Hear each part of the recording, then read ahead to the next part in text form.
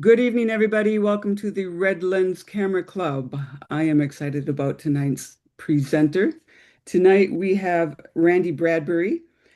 Randy's career began in newspapers as a journalist and editor. He moved into advertising and ended in public relations. As a kid, his parents published weekly newspapers, and the photography darkroom in those newsrooms became his playground.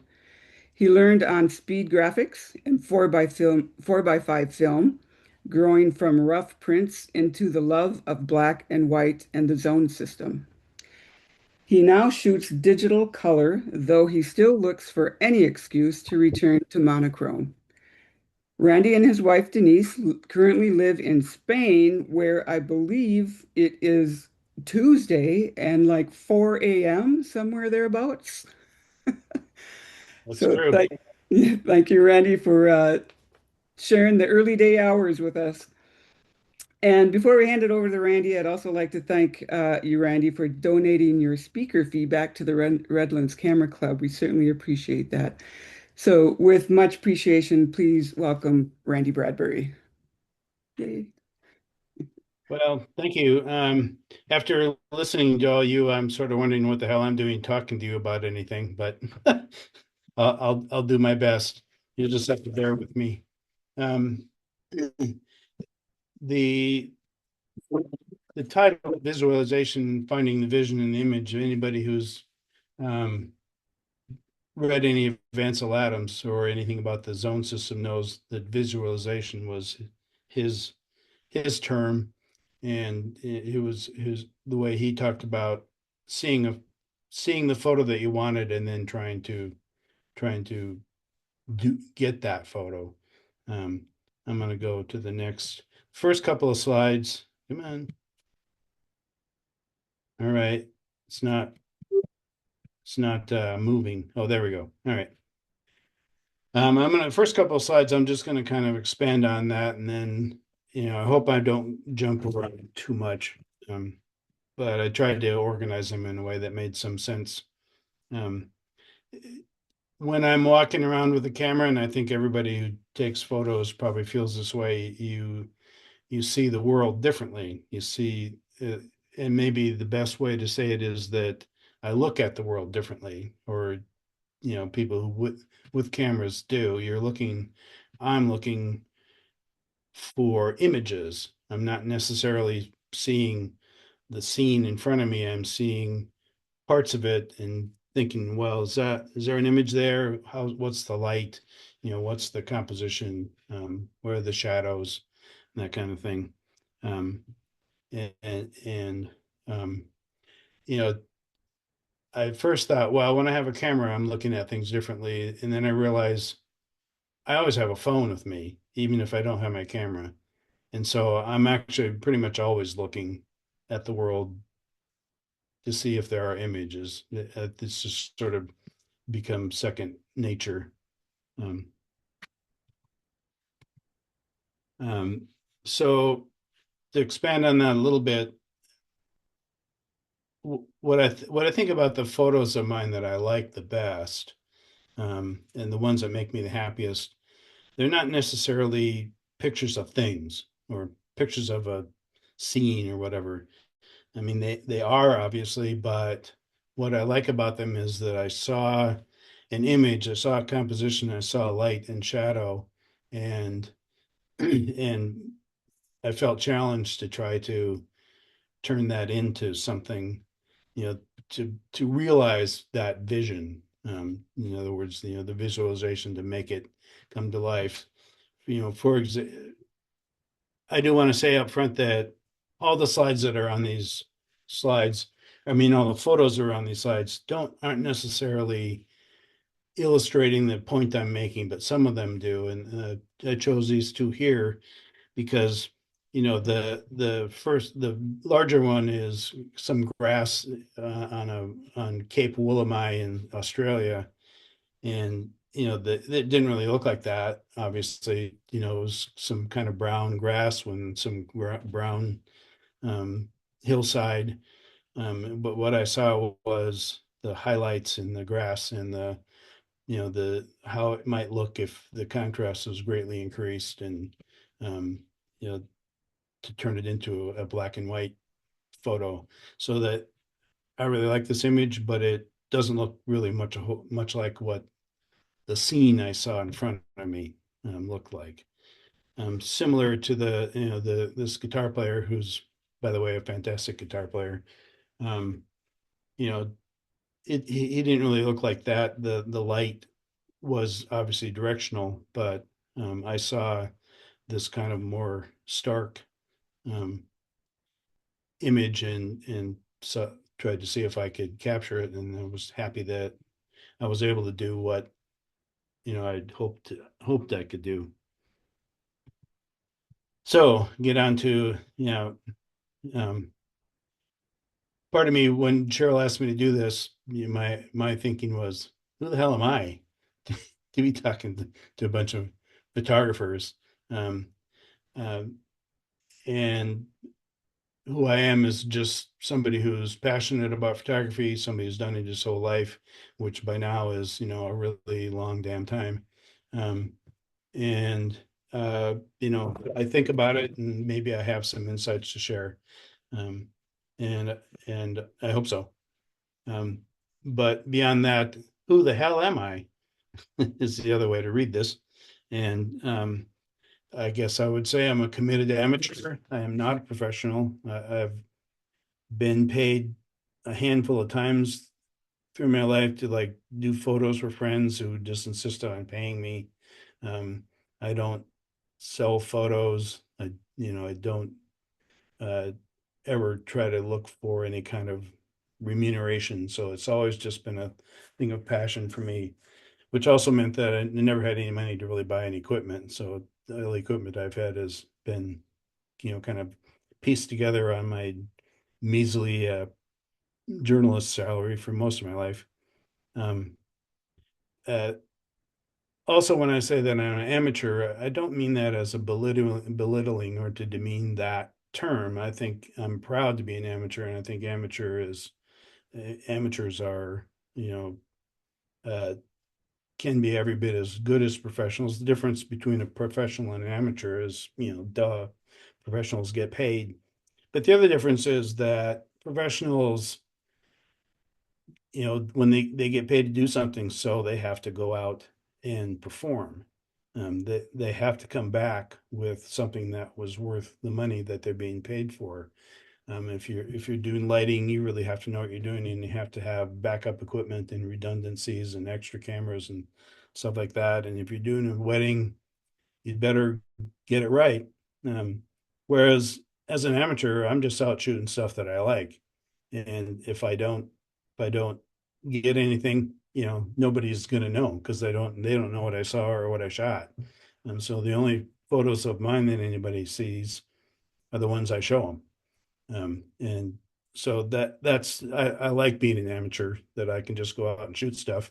And if I come back with something that I like, cool. If I don't, yeah, that's not a big deal. So I just shoot all the time and hope that I come back with stuff. And when I do, that makes me happy. Um, the other part about it is that I kind of wanted to point out to this group is that um, I don't really look to other photographers for criticism, or to say, here's something that you could have done here that would be better, or anything. I don't do that to other people, and I don't look to that from other people. Not to be arrogant, but just because as an amateur and as a passionate photographer, I just shoot for myself. And if it makes me happy, then I've accomplished my goal. If you like it, and if it makes you inspired or whatever, that's great.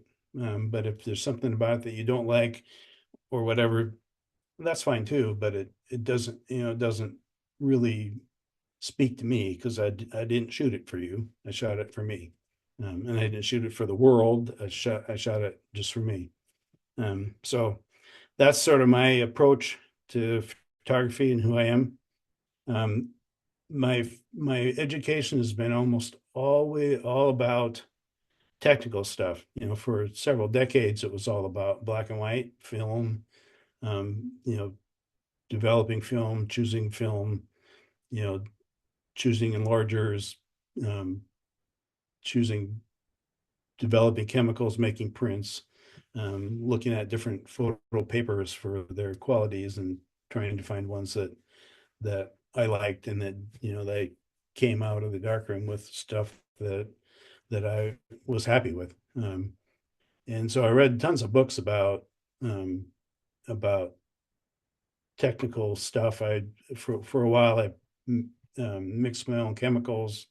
Um, I eventually had a cold light enlarger because I really liked that. I eventually built kind of a state of the art darkroom, but uh, it was all about the technical aspects of photography. The aesthetic aspects were just what I wanted, what I was looking for, and what I found that I liked, and that I thought I was able to come up with.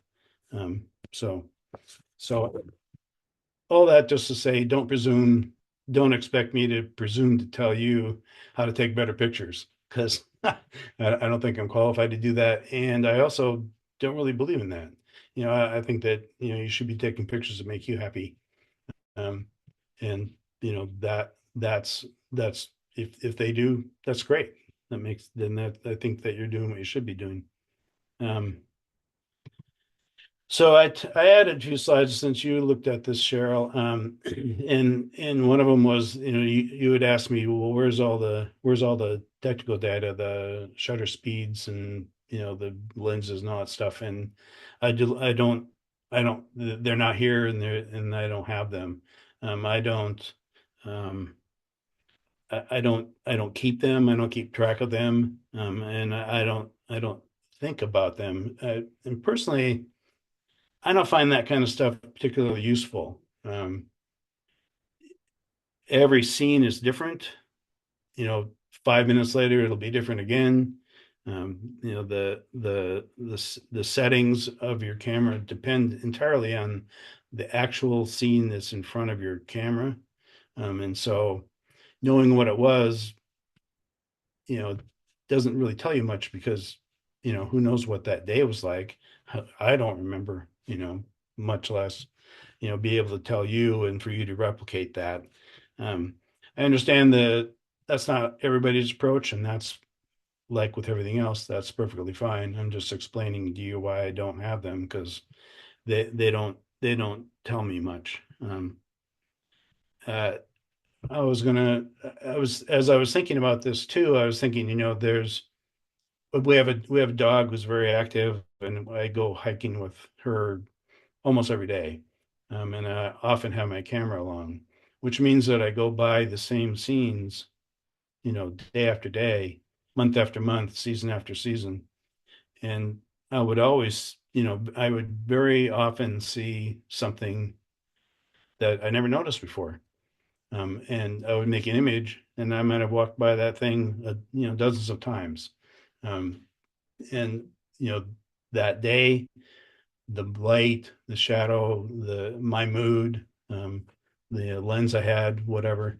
Um, all of a sudden, I see an image that I hadn't seen before. So, all to say that it's just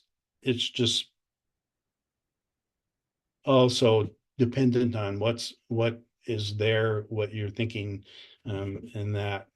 So, anyway, the technical data just doesn't really speak to me. Um, but I'll admit that, after a lifetime of photography, and like I said, several decades of black and white photography, a lot of that kind of comes naturally. It's just in the background. I don't have to think about it, um, because I spent so many years thinking about it, that it's just second nature. Um, so that my years as a film photographer pay off in that way, in that I kind of know what I'm doing. If it doesn't work, it's just because it didn't work. It's not because that's not because there was some technical thing that I didn't understand or get right. Um, and um, part of that too was that, you know, I shot for a long time without really a very good light meter. So which meant that I was, kind of not really guessing, but making educated guesses about exposure. And then you go back into the darkroom and you process your film and you go, yeah, well, that didn't quite work out, which is very disappointing. But you also learn. So next time when you go out, um, you know a little bit better, and you have a little bit more sort of light wisdom in your head about what the exposure is and what I might come back with when I shoot this scene in this way. And again, that stuff is just um, part of my background, part of my inner knowledge that I don't have to think about too much anymore. Um, and again, also I'll talk a little bit more about zone system, I think, but the one of the primary lessons of the zone system is that you expose for the shadows and you develop for the highlights. Um, and so when you're in a place where you can meter the highlights and the shadows separately, um, that that also that also informs what you're doing. Um, you're trying to either expand or contract the range of light to dark to shadows to highlights, so they fit on the negative, which of course is you know not necessarily the case with digital, um, but still knowing that and having that background does inform what you're doing, and help me um, uh, do be better at finding the image that I was looking for, producing the image that I visualized. Um, Another thing that I thought about again since Cheryl and I talked was I almost always have only one camera and one lens. I don't go out. I don't ever go out with a big backpack full of cameras and lenses, unless I have my 4x5. Everything's different with my 4x5, but I have one lens, I have one camera, and my phone. Um, these days, I don't. I used to carry a wide angle lens, but I don't anymore because I just have my phone, and my phone takes. You know, I've done both. I've done photos where I took a wide angle with my camera and I took the same picture with my phone. Unless I was going to blow them up to poster size, I can't tell the difference. So I'm pretty happy with what I can get with my phone. Um, the Let's see, what was I going to say? Oh, I was going to say too, probably these days I shoot at least a third of my photos with my phone. So I have all this, I have this expensive camera stuff in my pocket. Um, let's see. Oh, I think oh, there. Oh, there. All right. Sorry. Um, I also don't really go out on shoots for the same reason that we're out viewing the world, looking at stuff, discovering things. I'm going for hikes with our dog and whatever, and I just have my camera along. I almost never go out specifically to shoot something.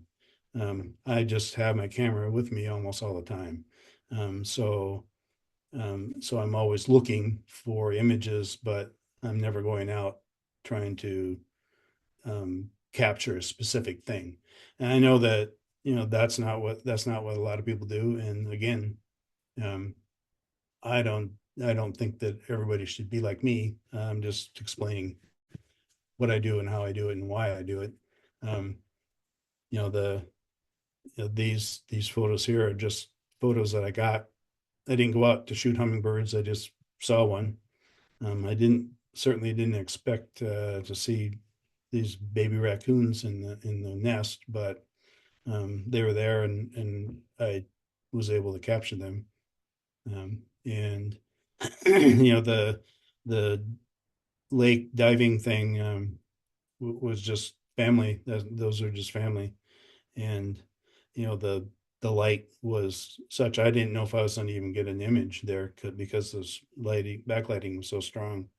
But I was able to actually pull something out that I was pretty happy with.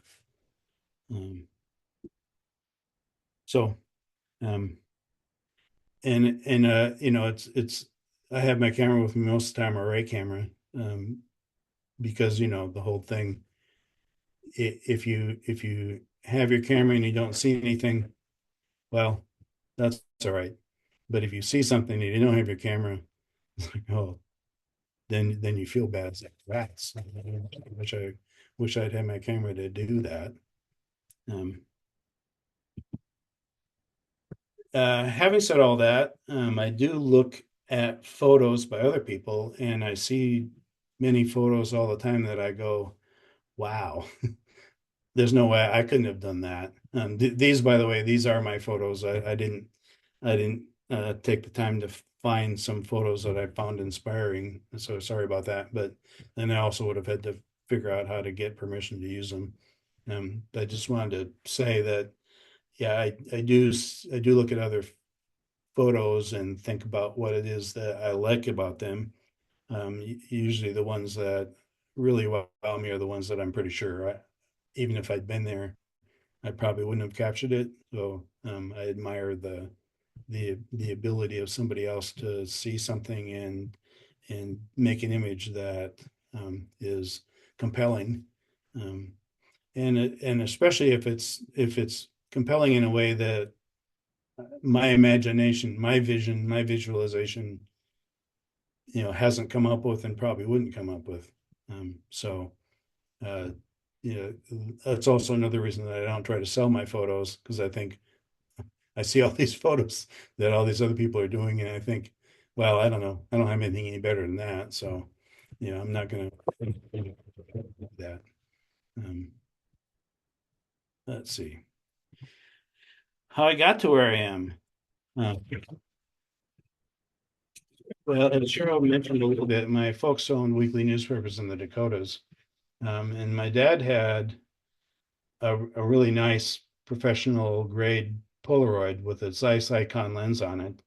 And he took great pictures with it. And he certainly took pictures that were good enough for him and for his weekly newspapers. And he didn't know much about the darkroom and he didn't want to mess with it. And so, and we owned, during the course of my childhood, we moved around a little bit and we owned several different newspapers, and they all had a darkroom, and none of them were ever used, so they were mine to play with. And like Cheryl mentioned, my first camera was a Speed Graphic 4x5. Um, I don't think I ever bought any film, so I think what I was doing was loading these film holders with film that had probably been sitting around these dark rooms for years, and developing it. And without a light meter and shooting and coming back and going, "Ooh, wow, that's really thick," or like, that's really thin, and then, going from there. So I did a lot of stuff that wasn't that great for quite a while. Um, and uh, Somebody mentioned Nikon, having a Nikon. I shoot Nikons because in 1972, when I was just out of high school, um, I scraped together enough money that when I went to visit my sister in Chicago, I went down to one of the camera stores and bought a used Nikon F, not a photomic, no light meter, just an F, um, and it had an off-brand 35 millimeter lens, and that was my camera. Um, and that I still have that camera, and it still works great. So, but I acquired lenses over time, and you know, then I got different cameras over time, but I didn't want to buy all new lenses, so I've stuck with Nikon, and that I'm still shooting it today, and I'm still can use the lenses that I had. I don't have very many of them left, but I still have a couple from the early days, and they still fit on and work on, my cameras. So that's why, I never got involved in the whole Canon Nikon thing, because I had Nikons, and that's what I was going to stick with.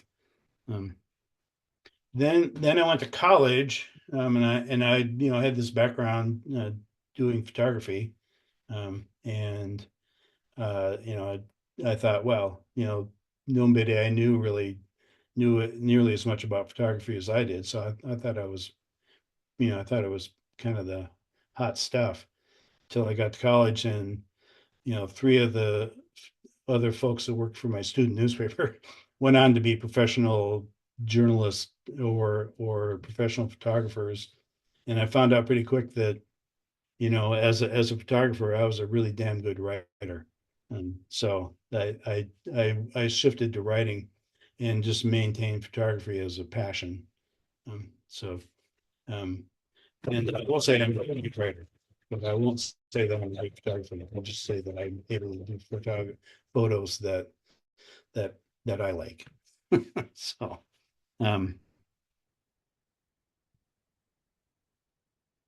and I mentioned a little bit earlier that I focused for a long time on film and darkroom technique, and I spent a lot of time trying to improve the um, contrast range of my negatives, so that then I could make prints that I liked. These are digital reproductions, but they're both 4x5 negatives, and I did make prints in my darkroom of these photos, and you know they both were taken using the zone system. So measuring the shadows and on this wall and against the highlights in the sky, and determining what development I needed to have tone and detail in both. Um, same with the chalk pyramids. This arch is in Utah. The one on the left is in Kansas. It's called the Chalk Pyramids. It's one of the few things in Kansas that are really compellingly visually interesting. But again, I measured the shadow in the middle of the image, and then the highlight on the white surface. And I think I used a red filter, but it might have been a yellow, to darken the sky. But I was mostly focused on the pyramids themselves in terms of doing the light readings and developing it um, to uh, to get detail in both the shadows and the highlights. Um, I did eventually. These were shot with my Toyo. I did eventually buy a Toyo 4x5 field camera, and a couple of lenses, a 90 and a 185, and pretty sure these were both shot with the 185. But uh, that when you take a 4x5 out, you're definitely involved in an enterprise. Um, so hauling that down to Utah on a number of occasions. Um, I've looked back through my images from these days, and yeah, I was asked by a friend who wasn't familiar with my photography through the years. So, well, you've really gotten a lot better, haven't you? And I thought that kind of took me aback, because I thought, well, I don't know. Um, so part of it, looking back through these old images, I thought, well, I think my eye is, you know, pretty much the same, but what has changed is that when I went to digital, and I'll talk about that in a minute. Well, I guess I'll go now. Oops. Um, when I went to digital, I was kind of forced to think about color. And I had shot some color before, but I was really bad at it. I was never really happy with it. I never came back with, or seldom came back with anything that again, matched my vision. But with digital, it was different. And I sort of had a learning curve to learn how to think and see in color. Um, not so much, not so much the technical thing, but this really was a matter of adjusting my vision to see color because I still basically see things in black and white, but I'm better these days at seeing color and appreciating it and often shooting for the color rather than just shooting for the composition, whatever. Um,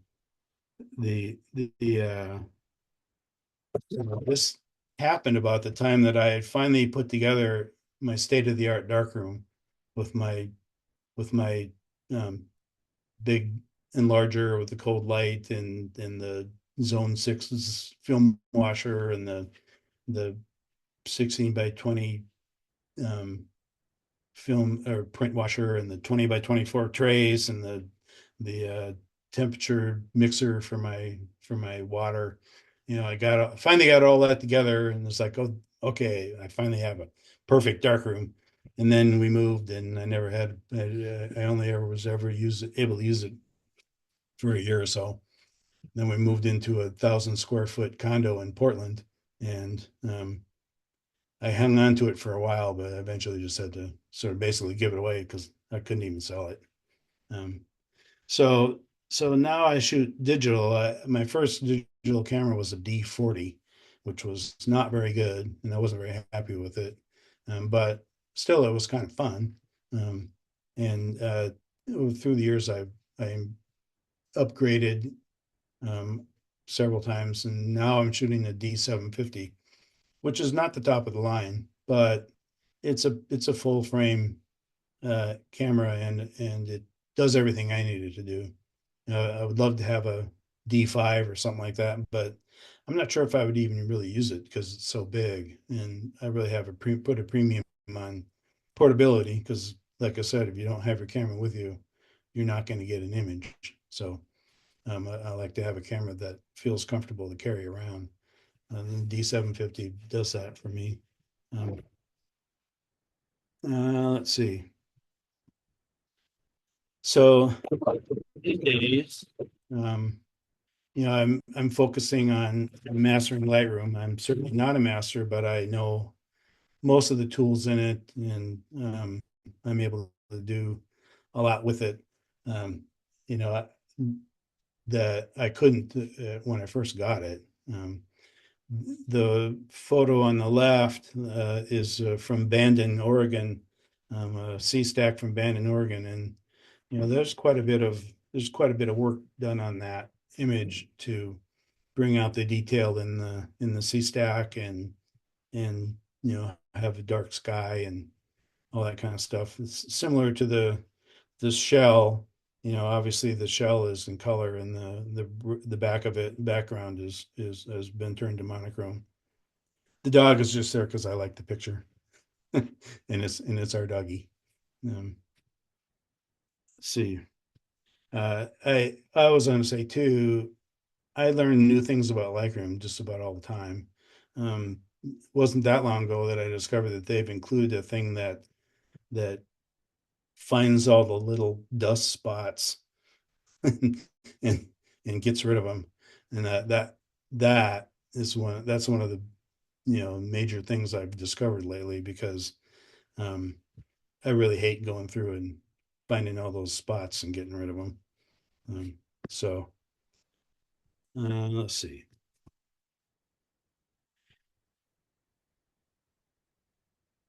This one is the headline on there. What I'm shooting for, I can't see it. The Again, to kind of get back to the first original theme and to be a little more philosophical. Um, I usually don't say a whole lot about my photos. Anybody who follows me on Facebook knows that I'm prone to just put photos up and see if anybody and just so they're there. Because I joke that I used to make prints and stick them in boxes and put them under the bed. Now I make prints and stick them on Facebook. So there's only so many you can put on the wall. And since we were sort of into abstract art, um, we have a lot more art on our wall than we have my photographic art. Um, so anyway, the the part of it was laziness. I just didn't want to. I had fun taking picture and coming up with, you know, editing it in a way that I was happy with. But part of it too was that I really do think that I want my photos to stand on their own. I want them to just, be what they are, and for you to see what you see in them. Like them, don't like them, see things um, that you find interesting, um, or whatever. Um, and it's not so much about that it's a picture of a thing. It's an image that has a composition and light and shadow, and and hopefully it is interesting all on its own as an image, not of as an image of a thing. Um, so that I do take pictures of stuff that are, especially now we're in Spain, we're going to see all these amazing, new to us things, um, the that I'm taking pictures of them, and they are pretty much pictures of those things. But they're not the pictures that I love. The ones that I love are the ones that I think are images that stand on their own as images and that aren't necessarily a picture of a thing or a place. So that's kind of that's what I'm after, and that's how I judge things.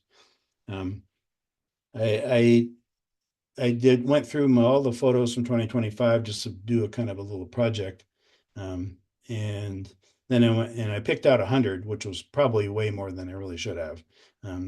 It probably weren't really 100 outstanding photos in there, but they're the 100 ones that I like best. And I realized that that that was about 1 in 50 with the photos that I took.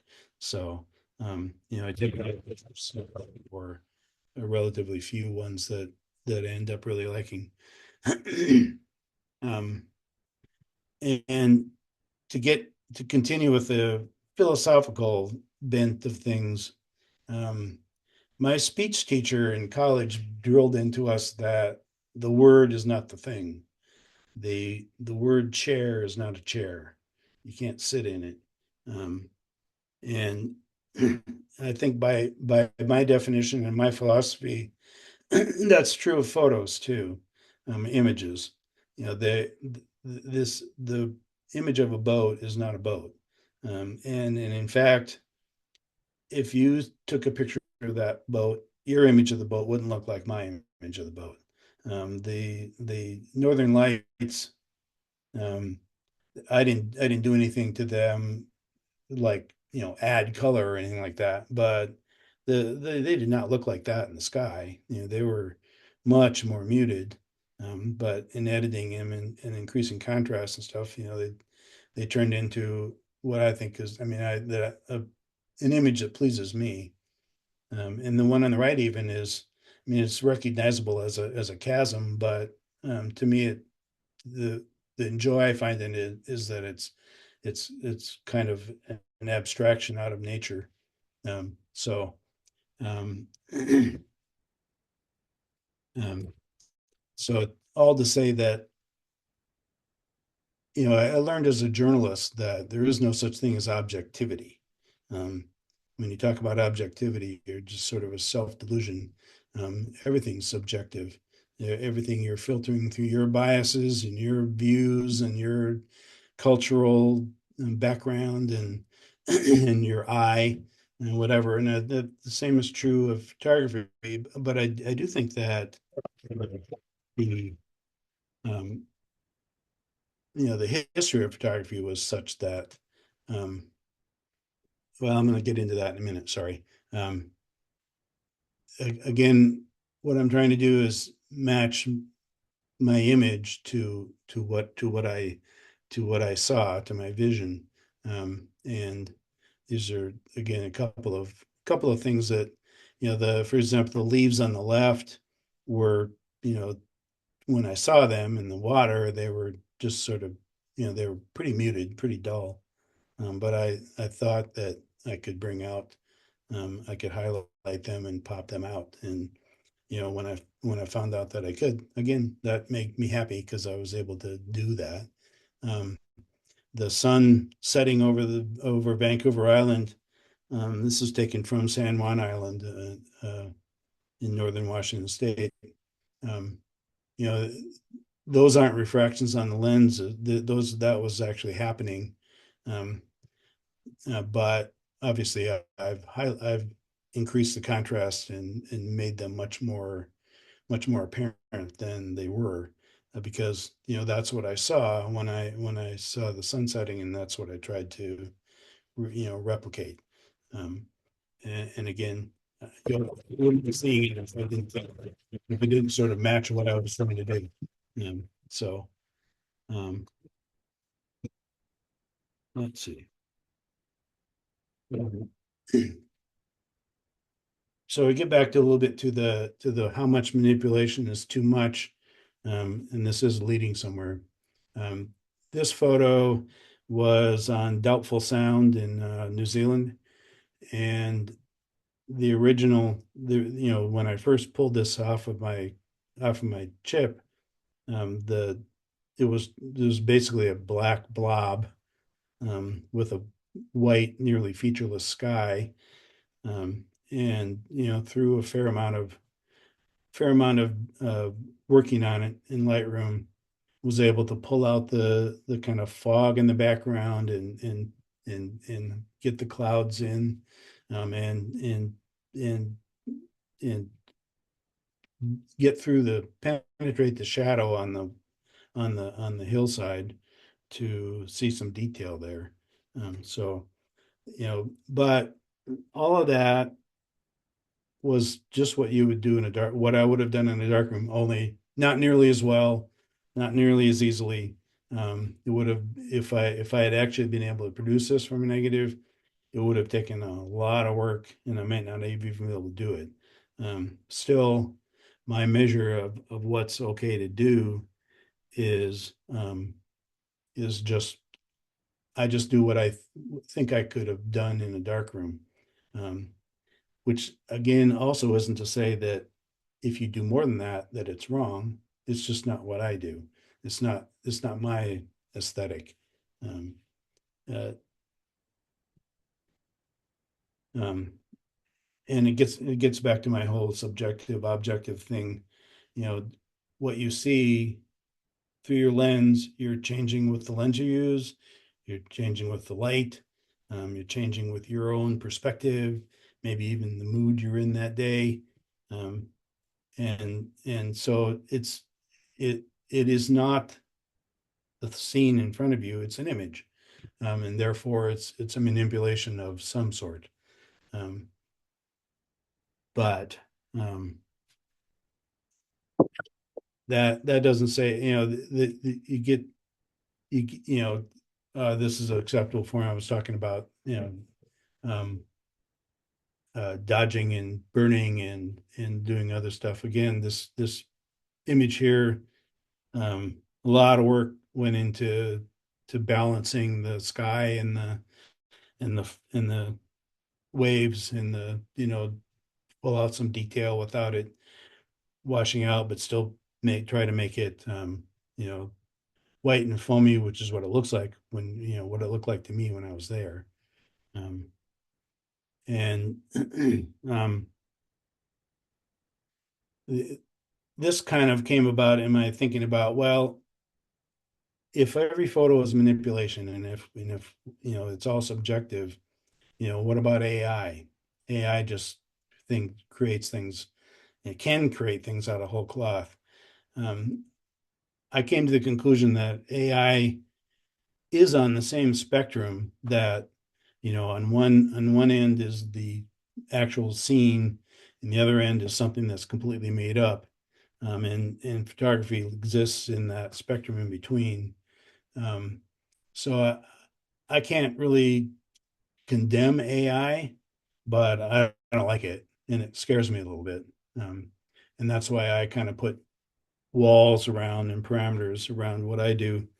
Um, you know, I don't put things into my photos that weren't there, and I very seldom take things out that were there. Um, and then just little things that become distractions. But I don't know. Um, it everybody I think has to struggle um, with that where they draw the line and with why they draw it where they draw it. Um, I thought too that I would talk a little bit about. Oh, I was going to talk a little bit about uh, Eugene Smith. Um, he Probably a lot of you folks know him. He was a life photographer. He did some absolutely incredible stuff. But these days, he may be as well remembered for his photos of Albert Schweitzer in Africa. Um, he took he took a couple of two or three different negatives and somehow or other sandwiched them together and created a really powerful image that ran in Life magazine. If I remember correctly, it wasn't until much later that it was discovered that he had actually um, manipulated that image. He had actually created it. I mean, it was real images, but he'd put them together so that image didn't exist the way it showed up. Um, uh, Life would never have run it. At every newspaper I ever worked at, that kind of thing would have been a firing offense. Um, so I think that his main crime was that he didn't tell anybody what he had done. Um, you know, honest disclosure on this photo. This is a stitched together photo of four or five different photos, again, of the sea stacks near Bend in Oregon. Um, I mean, that's what the scene looked like, more or less. But it's not one photo; it's a bunch of photos. And I think as long as I'm honest about that, and as long as what you do with your photography, you're honest about it, I don't have any problem with it. I came to mind art photographers who do some real, serious manipulation. And I don't have any problem with that. I don't do it because I don't have the creative power to do it, but uh, I don't have any problem with people doing it as long as it's clear, either they say so or it's just obvious on the front face of it that they've done it. That's fun. I don't have any issues with it. Um, I also just wanted to. Oh, that's this. Sorry, the curmudgeonly T was the AI thing. That's my dog again. Um, and I did want to say just a little bit about my music photography because again, I don't think I approach it like most people do. Because I'm not a pro, I usually am sitting in one place. I'm not moving around. I'm not being paid to be there, so I don't really want to be disrupting uh, the the musicians or the audience. So I ask them in advance if they mind if they take pictures, and if they're okay with it. I usually just sit in one place and I watch. I watch to see what's happening with the light and with how they're moving, with their expressions, and that kind of thing. And then I try to capture that. For example, the guy up here, there was a shaft of sunlight coming through. His hair didn't look like that all the time. It just looked like that occasionally when he moved in the right way and caught the sun. So I saw that and I waited till he was there and was able to capture it. Similar to these other photos, I noticed that that there was a glint off of the guy's tuning peg, you know, just occasionally when he happened to move the right way, and that when he turned his head this way, it was half lit, and so I waited till to see if I could capture them, and I was fortunate to do that. and same thing with the other photo.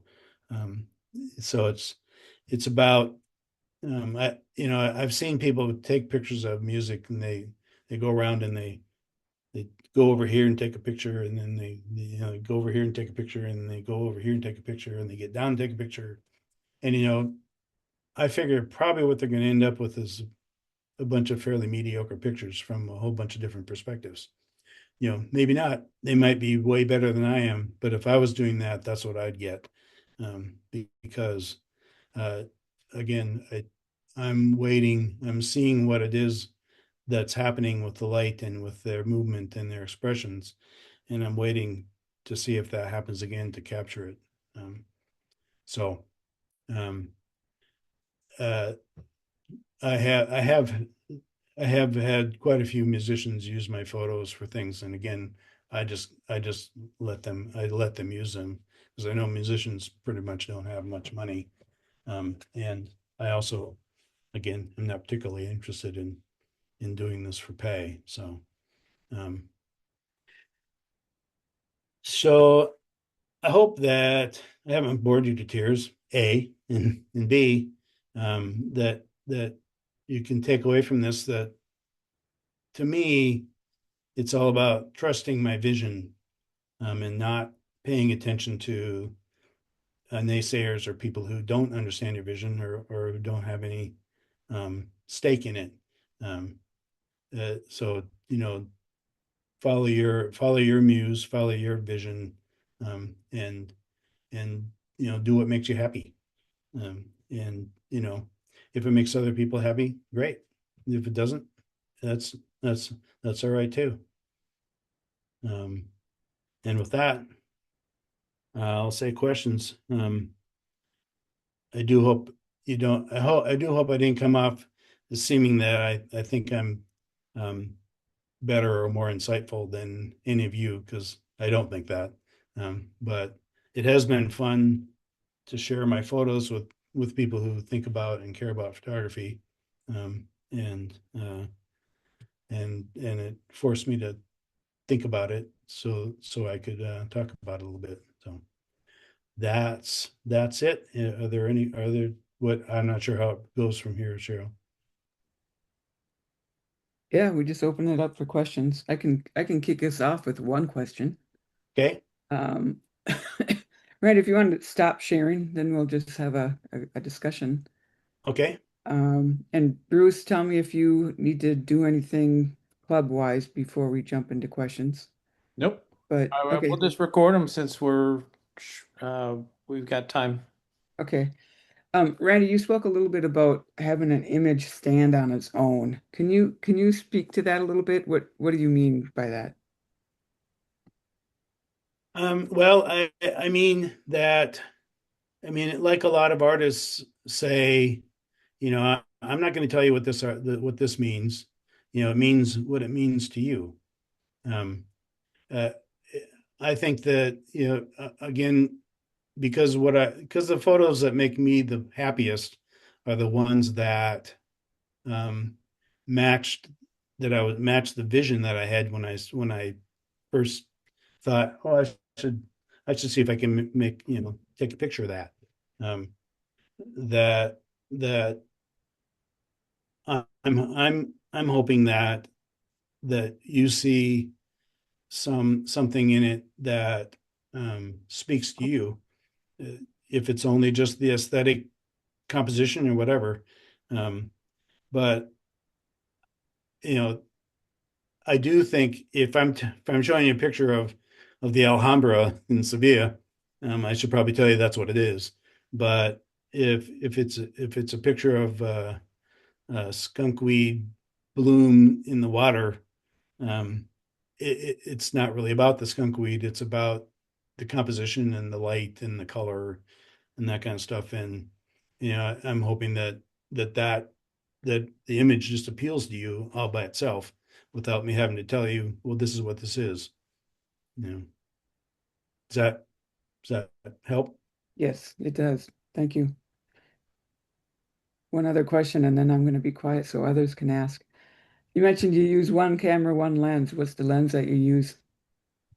Well, it depends. And I meant to say too that I, I would probably say 90% of the time I'm walking around with the camera and the lens, it's my 70 to 200 f2.8 zoom. Um, because again, I'm much more likely to see things that I can capture with that lens. Plus, it's just a super sharp, great lens.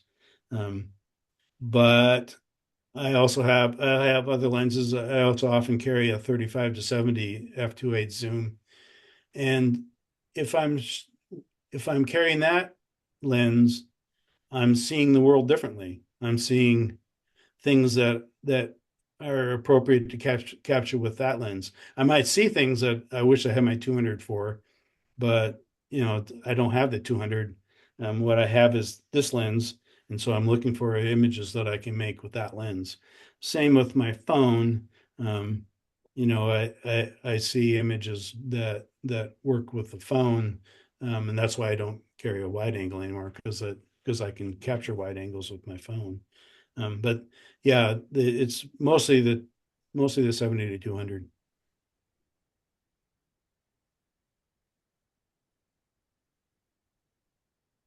Cheryl, I had that same question. Uh, what kind of software are you using to edit? Because your black and whites are just gorgeous. Oh, well, thank you. Lightroom, you know. Not any of the Nick plugins or anything like that? No, no. I have had a couple before. I had a portrait plugin that made people look like mannequins. So that was probably because I didn't know how to use it very well. But no, I can pretty much do what I want to do with Lightroom. So, Thank you. and I would say too that I think that my film background does help because I have a better idea of what it is that I'm looking for. So it's hard to create something if you don't know what it is that you're trying to create. So again, I see things in black and white because I always have, and so I'm often taking photos. When I take them, I think this is going to be black and white. Um, it's not always the case, but it's often the case. Brad, this is Carlos. I really wanted to go ahead and thank you for your presentation. The one thing that I love is the fact that you are photographing things that you're doing for yourself and not for somebody else. And so thereby, you're photographing things that you want to have for yourself. And that's what I'm actually trying to go ahead and do nowadays. And the images that you presented were really nice, and kind of reflects how I see things, and I really appreciate it. Well, thank you, and it's clear that you are a upstanding and perceptive person. Also, I'm sure you speak Spanish way better than I do. I don't know about really good Spanish, but I do speak Spanish. Yeah. Well, that's better than us because we are struggling. Well, I did enjoy going to Barcelona and speak Spanish in Barcelona, even though I'm from Mexico. But it was great to go ahead and practice my Spanish over there. I had one experience going to France, where we went to a little place in northern France with my wife, and had a great time. Really beautiful images, beautiful place, and the it was a bed and breakfast place, and the owners were really fabulous. They were really happy to have us and brought us these big, huge cups with coffee early in the morning.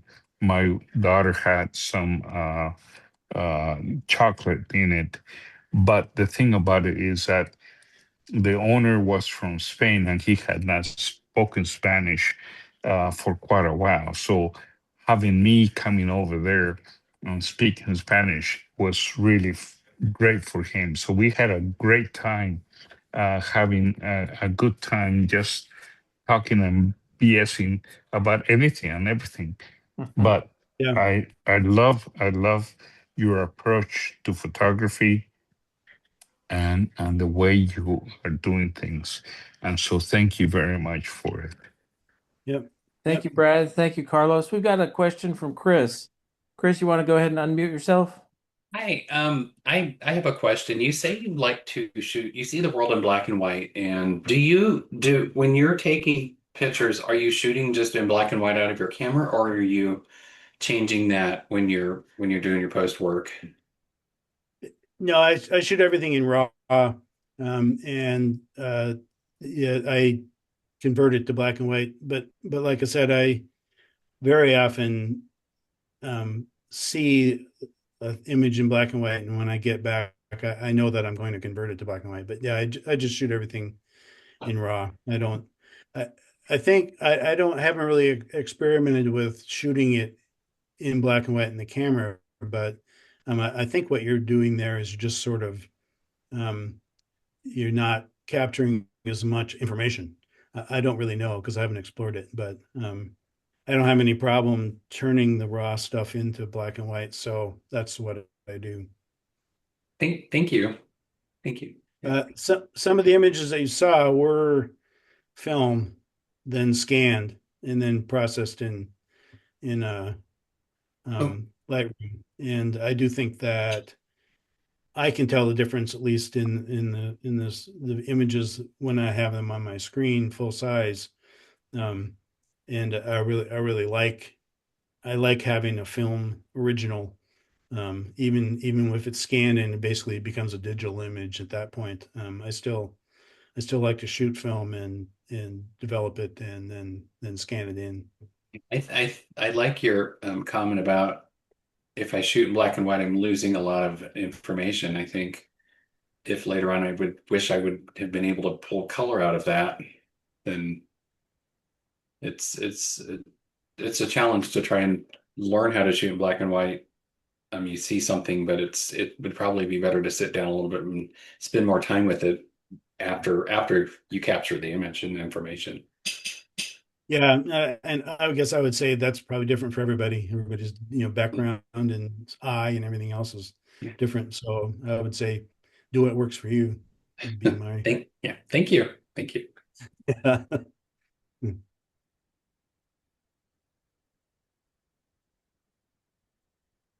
Any other questions? Go ahead and unmute yourself and ask Brad. I just wanted to say that your approach reminds me of what some members have said before.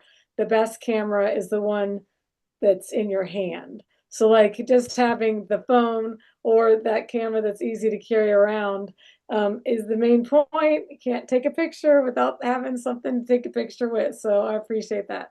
So I also liked your uh, just like sharing your images with us and kind of the way you see the world. It was kind of like going to an art gallery, but the artist was there at the same time, which usually doesn't happen. So that was kind of cool.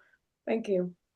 No, thanks. I appreciate it. Like I said, it's fun to share, and you put stuff on Facebook, and people like it, but they just hit a like thing, and you don't really Yeah. know. So, Where and where do you live in Spain?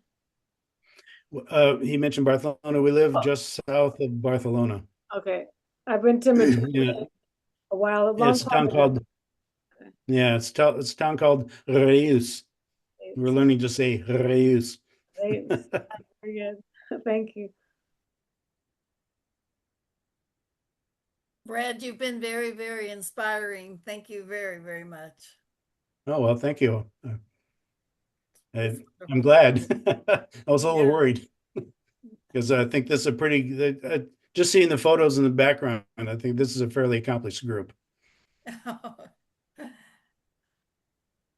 Well, we love photography, that's for sure. Yeah, well, so do I, obviously. Anybody Well, else? thank you very much. Thank you Yeah. very much for your presentation. I really, really appreciate it. No,